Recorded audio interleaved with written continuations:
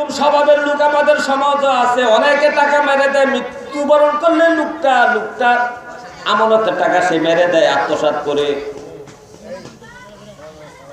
এবং দেখে মেল দরবারের টাকা, জরিমানার টাকা যদি কারো কাছে গচ্ছিত রাখা হয়, এই টাকার থেকে সে আত্মসাৎ অনেকে করে না।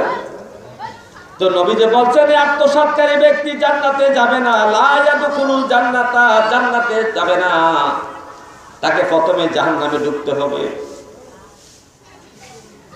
এরপরের ব্যক্তি হলো ইমানদার মুসলমান হওয়ার পরও জান্নাতে যাবে না। হযরত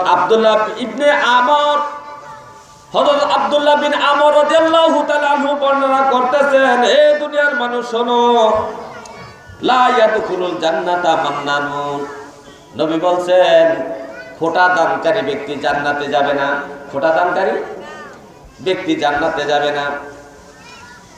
খোটা দানকারী খোটা দেয়, উপকার করছে খোটা দেয়, উপকার করার পরও খোটা দেয়, এই খোটা দানকারী ব্যক্তি নবী বলছেন জান্নাতে যাবে না। যেমন আমাদের সমাজে কিছু কিছু মানুষ অসহায় হইলে তাকে 10,000 5,000 টাকা দিয়ে সাহায্য করি।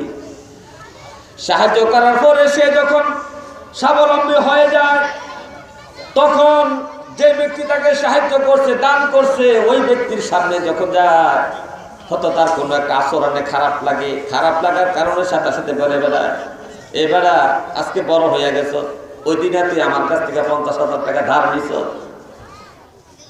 আজ তুই ওই দিনে তোর বাপে আমার ঘরে কাজ করছে, ওই দিনে তুই আমার খেতে কাজ করছ, আজকে বড় লোক হয়ে গেছ, খোটা দেয়।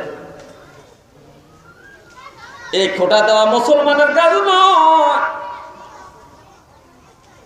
এটা মুসলমানের কাজ নয়। হযরত হারেস রাদিয়াল্লাহু তাআলা আনহু এবং যায়েদ রাদিয়াল্লাহু তাআলা আনহু বাপ বেটা দুইজন কৃতদাস ছিলেন, পরের ঘরে কাজ করতেন। যখন নবী কালেমা পড়ে মুসলমান হয়ে গেছেন, তখন তার মালিক এই বদরের ময়দানে লাফিয়ে বলতেছে, হারেস, তুই তো বেটা আমার কাজের লোক ছিলি, আমার বাড়িতে কাজ করছো, আজকে বড় লোক হইয়া গেছ, মুহাম্মদের দলে যোগ দিয়া আজকে কুরাইশদের বিরুদ্ধে যুদ্ধ করার জন্য আসছো। ওই যে উপকার করছে, খোটা দিয়েছে। এবং উহুদের ময়দানে অনেক বড় বড়